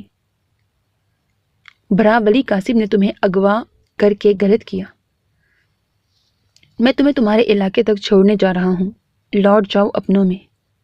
اس کی آواز اتنی گمبھیر تھی کہ مرسیڈیز کے یخ ماحول میں المیرا کے جسم میں کرنٹ سا دوڑ گیا۔ اس نے جس طرح بات شروع کی تھی، ایک لمحے کو وہ ڈر گئی۔ المیرا نے شیشے کے پار سے دیکھا، وہ اس کے علاقے میں داخل ہو چکا تھا۔ آپ یہیں گاڑی روک دیں، کسی نے آپ کو دیکھ لیا تو آپ کو زندہ نہیں چھوڑیں گے۔ المیرا اس کے عمل پہ جہاں حیران تھی، وہیں اسے اس کی جان کی فکر نے آ گھیرا۔ اس نے اسٹیئرنگ پہ رکھے آئس کے مضبوط ہاتھ پہ بے ساختہ اپنا ہاتھ رکھا۔ آئس کا پیر بے ساختہ بریک پر پڑا تھا۔ اس نے ایک نظر اپنے ہاتھ پر رکھے اس کے ہاتھ کو دیکھا، دوسری نظر المیرا کے چہرے پر رکی۔ وہ اس کی خاموش نظروں سے گڑبڑا گئی۔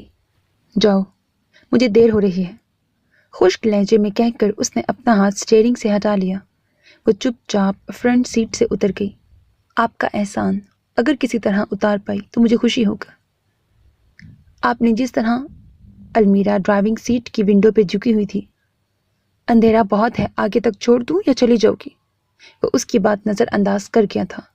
جیپ کی روشنی قریب ہوتی جا رہی تھی۔ دونوں نے اس چیز کو نوٹس نہیں کیا۔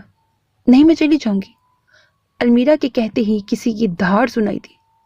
وہ رہی المیرا، کسی لڑکے کے ساتھ ہے۔ دونوں بری طرح چونک گئے تھے۔ المیرا نے آواز پہچان لی تھی، یہ اس کے برا ملک جعفر کی آواز تھی۔ میں نہ کہہ رہا تھا اپنے یار کے ساتھ بھاگ گئی ہے، کتنے سکون سے راز و نیاز کر رہی ہے اپنے یار سے۔ ہمارے منہ پہ کالک مل کے چھلنی کر دو دونوں کو۔ فضا ملک ہمایوں کی چنگھاڑ سے گونجنے لگی۔ المیرا ساکت رہ گئی تھی۔ آئس ایان کے حواس مضبوط تھے۔ اس نے تیزی سے پسٹل نکال کر چیمبر چڑھایا تھا۔ فضا گولیوں کی آواز سے گونجنے لگی تھی۔ دونوں میں سے کوئی بچ نہ پائے۔ ملک ہمایوں پھر دھاڑا۔ آئس نے جلدی سے ڈرائیونگ سیٹ کا دروازہ کھول کر المیرا کو پوری قوت سے گھسیٹا۔ المیرا اس کے وجود پہ گر سی گئی تھی۔ وہ لمحے کے 1000ویں حصے میں فرنٹ سیٹ پہ منتقل ہو گئی۔ دروازہ بند کرتے آئس نے بھی فائر کرنا شروع کر دیا، جس کی وجہ سے آنے والی جیپ کی رفتار میں کمی آئی تھی، اور اسی کا فائدہ اٹھا کر آئس نے ایک ہاتھ سے اسٹیئرنگ سنبھال کر مرسیڈیز کا رخ گاؤں کے خارجی راستے کی طرف کر دیا تھا۔ جعفر کے بازو میں گولی لگی تھی۔ بھرا تو ٹھیک ہے؟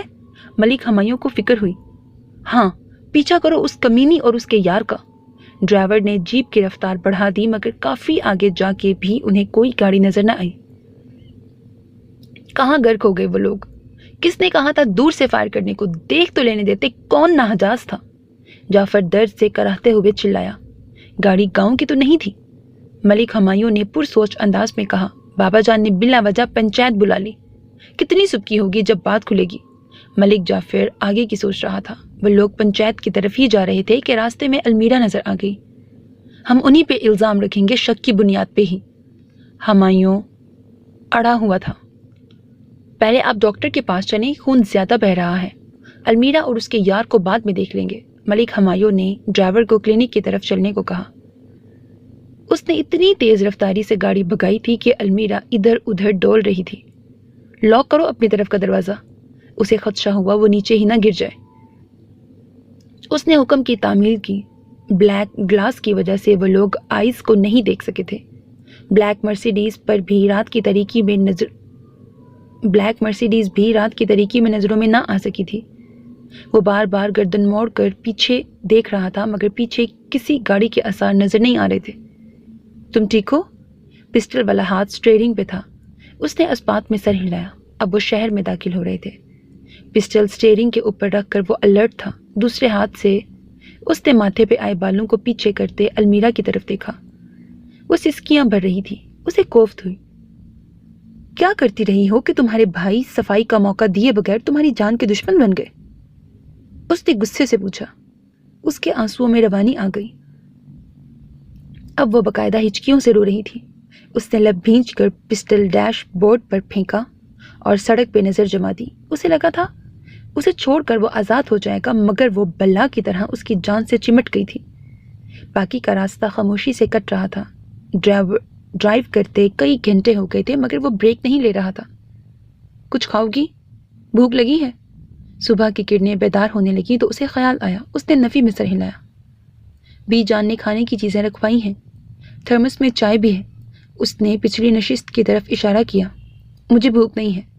المیرا نے انکار کیا۔ چپ کر کے نکالو اور کھاؤ، اس نے سختی سے کہا۔ بے ہوش ہو گئی تو مجھے ہی عذاب میں ڈالو گی۔ اس کے گھورنے پر المیرا نے پچھلی نشست کی طرف ہاتھ بڑھایا۔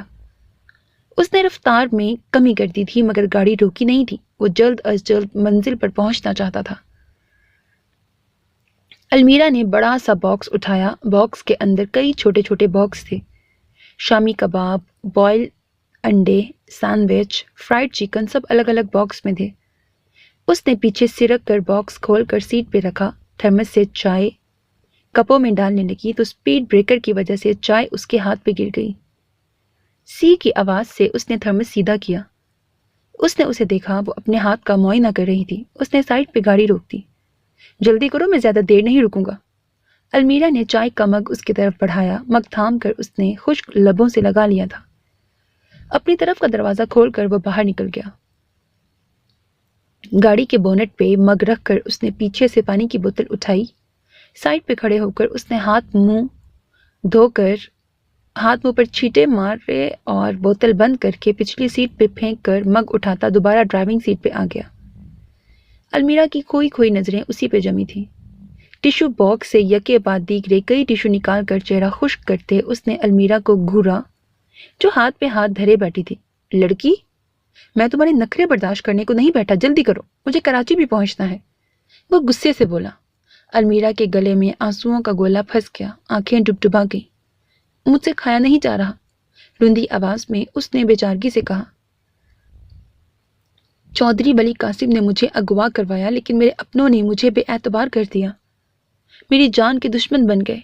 میں جی کر کیا کروں گی؟ مجھے مر جانا چاہیے۔ وہ ذہنی طور پر تھک گئی تھی۔ کشمکش نے اسے نڈھال کر دیا تھا۔ ذات کا مان غرور چھیننے پہ وہ ٹوٹ سی گئی تھی۔ اپنے ماں جائے بے اعتبار کر کے اس پہ گولیاں چلا رہے تھے۔ وہ تو جیسے اندر سے مر ہی گئی تھی۔ اس لمحے خود کو فنا کرنے کی خواہش اتنی شدید تھی کہ اس نے بجلی کی تیزی سے ڈیش بورڈ پہ رکھا آئس کا پسٹل اٹھا کر کنپٹی سے لگا کر ٹریگر دبانا چاہا۔ مجھے مر جانا چاہیے۔ اگر وہ اس کی طرف متوجہ نہ ہوتا تو وہ ٹریگر دبا بھی چکی ہوتی۔ اس نے اس کی کلائی پہ زوردار ہاتھ مارا اور پسٹل المیرا کے پیروں کے پاس جا گرا۔ اگلے لمحے آئس نے اس کے بازو جھنجھوڑ کر اس کا رخ اپنی طرف کیا۔ لڑکی، زیادہ افلاطون بننے کی کوشش نہ کرنا، ورنہ تم میرے غصے سے واقف نہیں ہو۔ میرے پسٹل سے مر کے مجھے پھنسانا چاہتی ہو۔ المیرا کے بازو میں اس کی آہنی گرفت کی وجہ سے درد ہونے لگا تھا۔ وہ اس کی غضبناک نظروں کی زد میں تھی۔ اس کے آنسو بہہ رہے تھے۔ زیادہ جذباتی ڈرامہ کرنے کی پھر کوشش مت کرنا۔ پسٹل اٹھاؤ۔ اس نے بازو پہ گرفت ہلکی کر کے پسٹل کی طرف اشارہ کیا۔ المیرا نے جھک کے پسٹل اٹھایا جسے اس نے جھپٹ کر اپنی سیٹ کے نیچے منتقل کر دیا۔ کھاؤ۔ خشک لہجے میں اتنی زور سے دھاڑا کہ بازو سہلاتی وہ ڈر سی گئی۔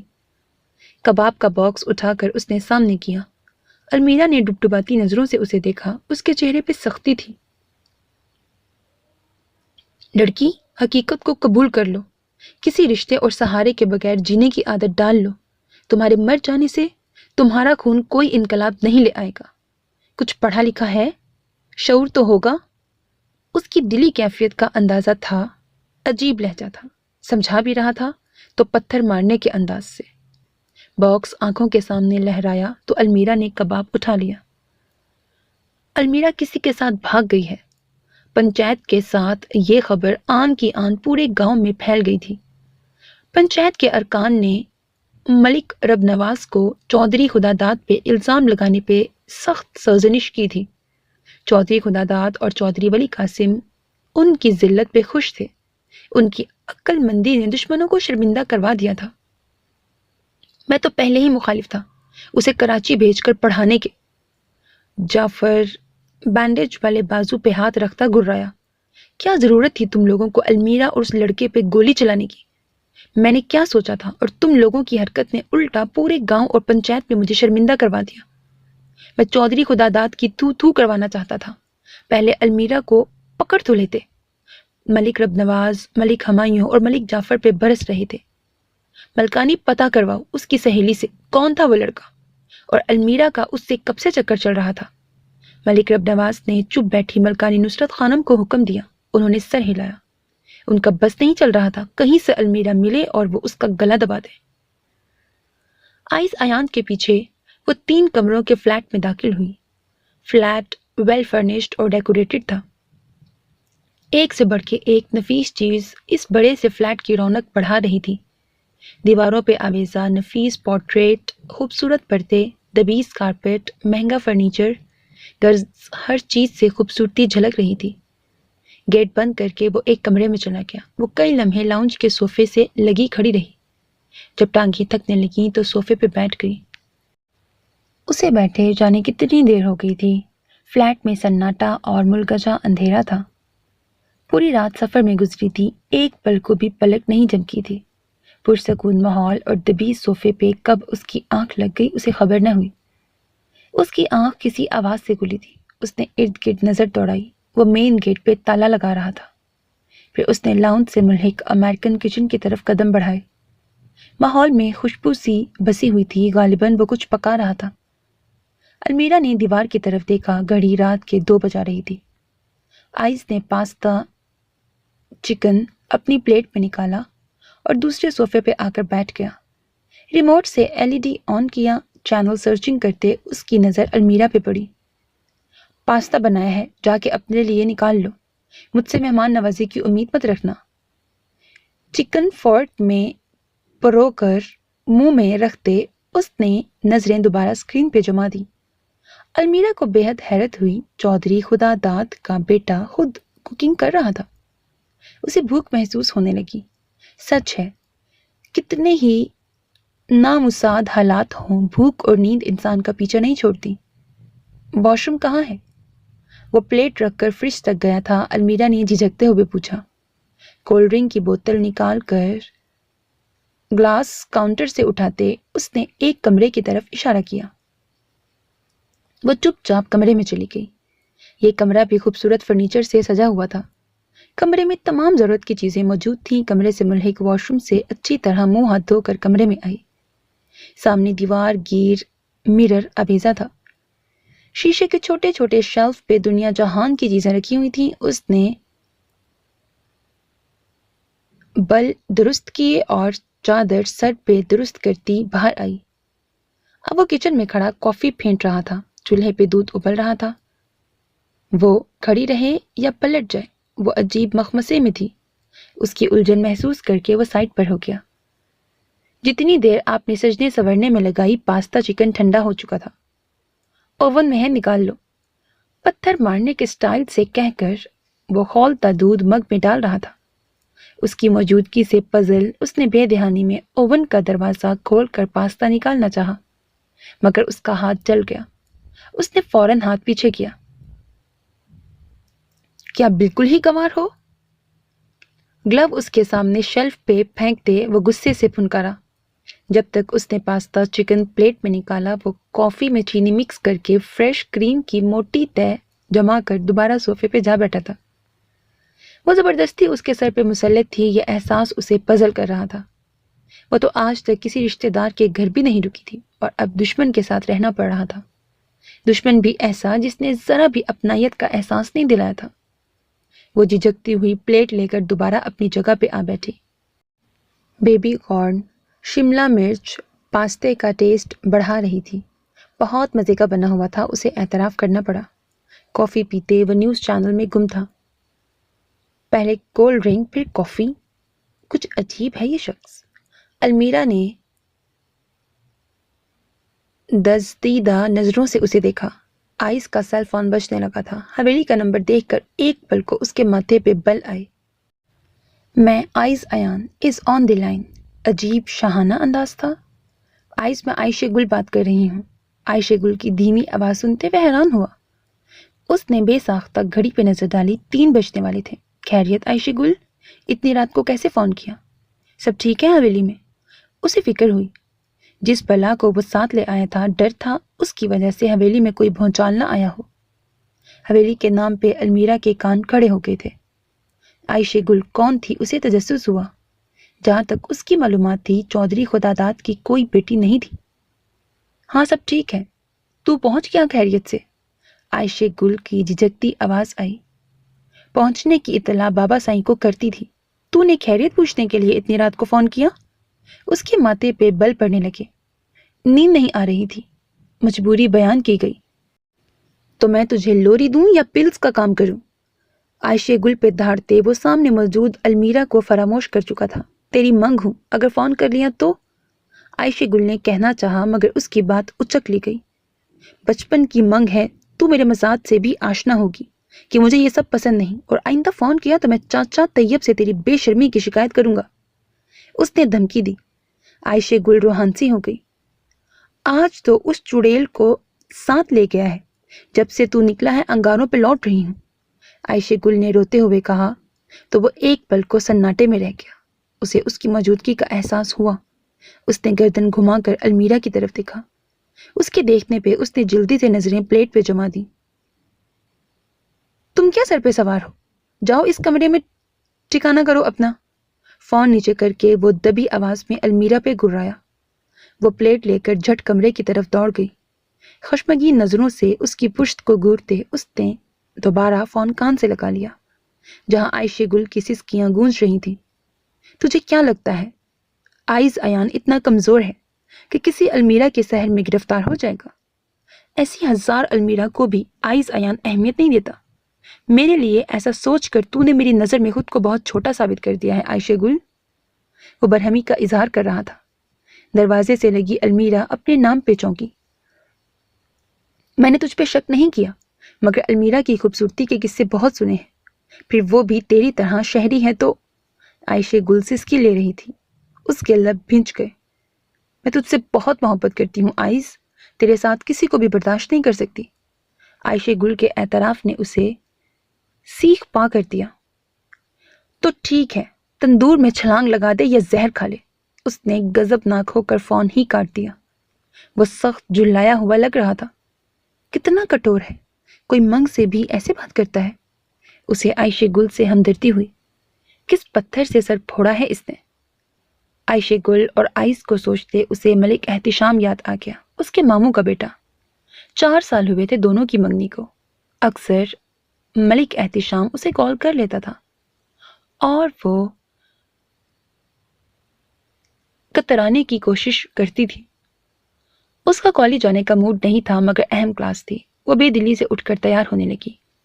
अलमीरा की खाली जगह देखकर उसे एक बार फिर रोना आया। जाने वो कहाँ थी, किस हाल में थी। दरवाजे पे दस्तक देकर वार्डन अंदर दाखिल हुई। मलकानी नुसरत खानम तुमसे मिलने आई हैं। वार्डन इतला देकर चली गई थी। अक्लमंदी का सबूत देते उसने हॉस्टल में कह दिया था कि हवेली में कोई इमरजेंसी हो गई है, जिसकी वजह से अलमीरा को अचानक जाना पड़ा। यूं हॉस्टल में अलमीरा की गैर हाजिरी को किसी ने महसूस नहीं किया था, लेकिन इतनी सुबह नुसरत खानम की आमद पे वो बेहद हैरान होने के साथ साथ डर भी गई थी। नुसरत खानम चादर ओढ़े गाड़ी में विराजमान थी। अस्सलाम वालेकुम, कनीज ने डरते हुए सलाम किया। गाड़ी में 2 हट्टे कट्टे गार्ड्स थे। एक ने ड्राइविंग सीट संभाल रखी थी और दूसरा फ्रंट सीट पे विराजमान था। पीछे मलकानी नुसरत खानम तम तराक से विराजमान थी। उनकी गाड़ी के पीछे गार्ड की एक जीप थी, जिसमें 4 से 5 असलहा बरदार मौजूद थे। कनीज की रूह फना होने लगी। उसके सलाम के जवाब में फ्रंट सीट पे बैठे गार्ड्स ने पिछली नशिस्त का दरवाजा खोल दिया। बैठो, मलकानी नुसरत खानम ने उसे बगौर देखते हुए कहा। बीबी जान, वो कनीज को कुछ समझ नहीं आया। बैठ जाओ, अब के उन्होंने तुर्श लहजे में कहा। कनीज डर के बैठ गई कि शायद वो खड़े होकर बात करना पसंद नहीं कर रही। उसके बैठते ही गाड़ी ने स्पीड पकड़ ली। बीबी जान, हम कहाँ जा रहे हैं? मेरी क्लास है। वो बेहद डर गई।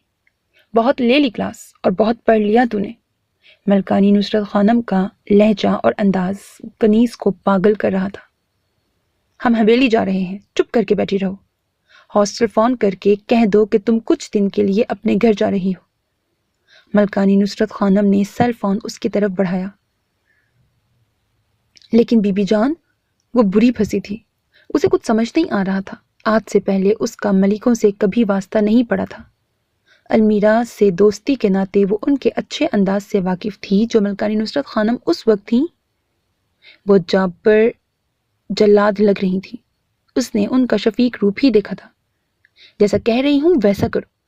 हतमी अंदाज पे उसने उनके हाथ से फोन लिया और उनके कहे पे अमल करने लगी। उसके साथ क्या होने वाला है वो बेखबर थी। बाबा साईं, और कब तक मैं इस बला को अपने सर पे सवार रखूं?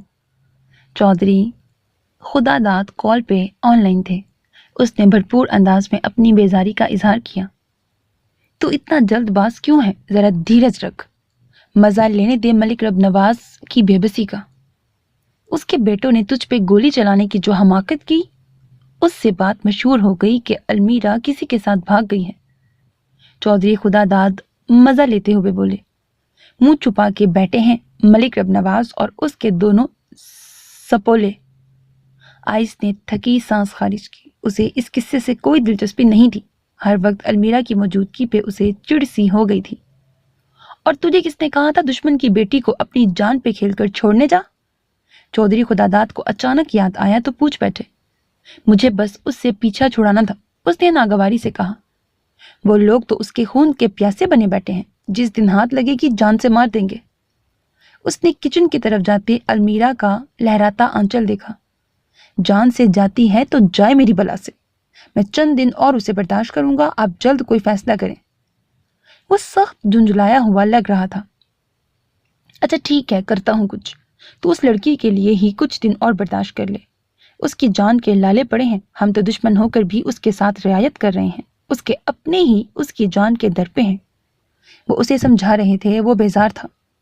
अच्छा बाबा साईं, मुझे यूनिवर्सिटी के लिए निकलना है, देर हो जाएगी। चल ठीक है, तू जा, ध्यान रखना अपना। उन्होंने कॉल काट दी। वो बैग उठाकर कमरे से निकला तो वो उसे फ्रिज से पानी की बोतल निकाल कर पानी पीती हुई मिली। उसे नजरअंदाज करके वो मेन गेट से बाहर निकल गया। कई लम्हे दरवाजे में खटर पटर की आवाज आती रही। वो बाहर से लॉक लगा कर गया था।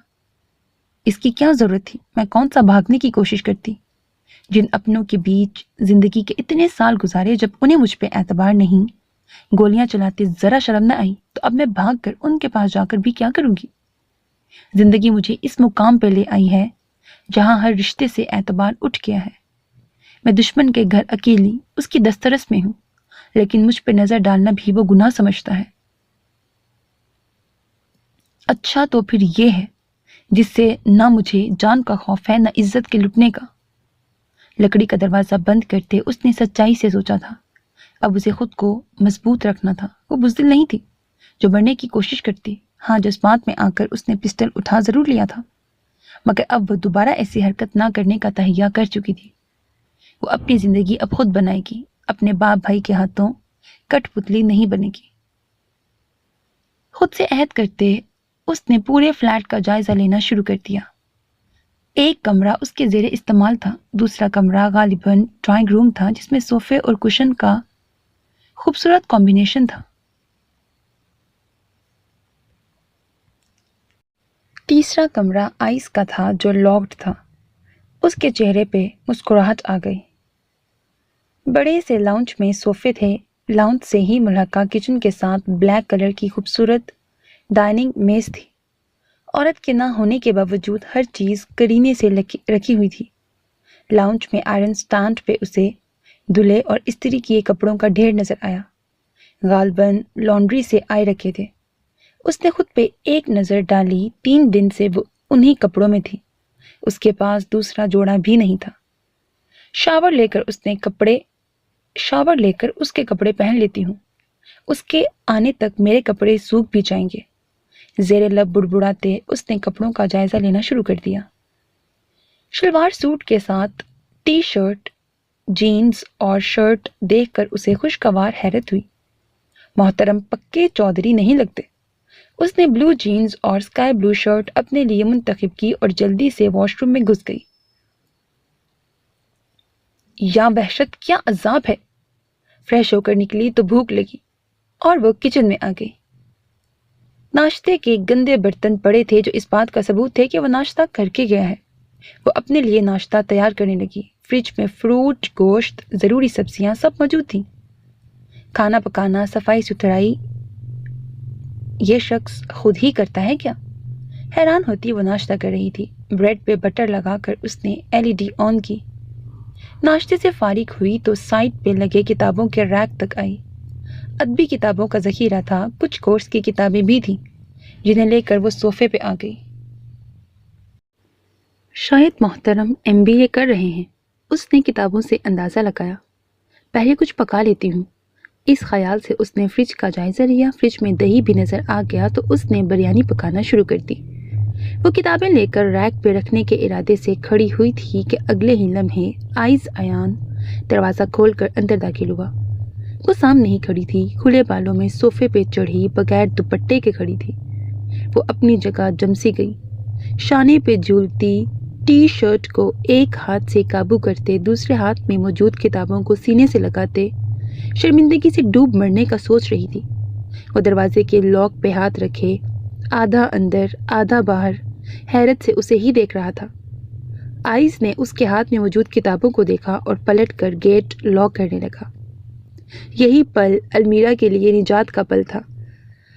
اس کی نظروں کی گرفت سے نکلتے اس نے دھڑ سے پیر زمین پہ رکھے اور تقریباً بھاگ کر اپنے زیر استعمال کمرے میں گھس کر اس نے دروازہ بند کر کے اس سے پشت ٹکا لی تھی۔ کیا سوچتا ہوگا، کیسے فضول حلیے میں تھی میں؟ اس نے ٹانگوں سے نکلتی جینز کو غصے سے گورا، کتابیں بیڈ پہ پھینک کر بالکنی کی طرف بڑھی۔ کپڑے ابھی بھی نم تھے۔ اس نے کھینچ تان کر کپڑے تار سے اتارے اور واش روم میں گھس گئی۔ اس کے کپڑوں کو دھو کر تار پہ پھیلا کر بھی وہ کافی دیر تک مارے شرمندگی کے نہیں نکلی تھی۔ اچانک دم پہ رکھی بریانی کی یاد آئی تو وہ خاموشی سے نکل آئی کہ بریانی جل نہ جائے، مگر آئس کو کچن کے پاس دیکھ کر وہ دروازے پہ ہی کھڑی ہو گئی۔ آئس نے برنر بند کر دیا تھا۔ نان سٹک پتیلی کا ڈھکن ہٹا کر اس نے چیک کیا کہ کیا ہے۔ بریانی سے اٹھتی خوشبو اور اس کی شکل دیکھ کر اس کے چہرے پہ ایک لمحے کے لیے پہلی بار خوشگوار رنگ المیر کو نظر آئی۔ بریانی اس نے ٹرے میں نکالی، پلیٹ چمچہ لے کر ڈائننگ میز پہ رکھا اور بیٹھ گیا۔ حسب عادت LED آن ہو چکا تھا۔ المیرا کو سمجھ نہیں آ رہی تھی کہ کھڑی رہے یا واپس کمرے میں چلی جائے۔ بریانی کی خوشبو سے بھوک اور چمک اٹھی تھی۔ کب تک کھڑی نظر لگاؤ گی؟ اپنا کھانا لے کر آ جاؤ۔ وہ اس کی موجودگی محسوس کر چکا تھا۔ آدھی سے زیادہ ٹرے خالی ہو چکی تھی۔ ٹرے اس کی طرف بڑھاتے اس نے کہا تو اس سے شرمندگی سے نظر نہ اٹھائی گئی۔ اس نے خاموشی سے ٹرے لی اور کچن کی طرف بڑھ گئی۔ اس کے لہراتے آنچل کو اس نے بغور دیکھا تھا۔ بتا لڑکی، کہاں ہے المیرا؟ کنیز حویلی میں موجود تھی۔ ملک رب نواز، ملک ہمایوں اور ملک جعفر، کشمالہ اور ملکانی نصرت خانم کے گھیرے میں وہ مجرم بنی کھڑی تھی۔ مجھے نہیں پتا، وہ روحان سی ہو گئی تھی۔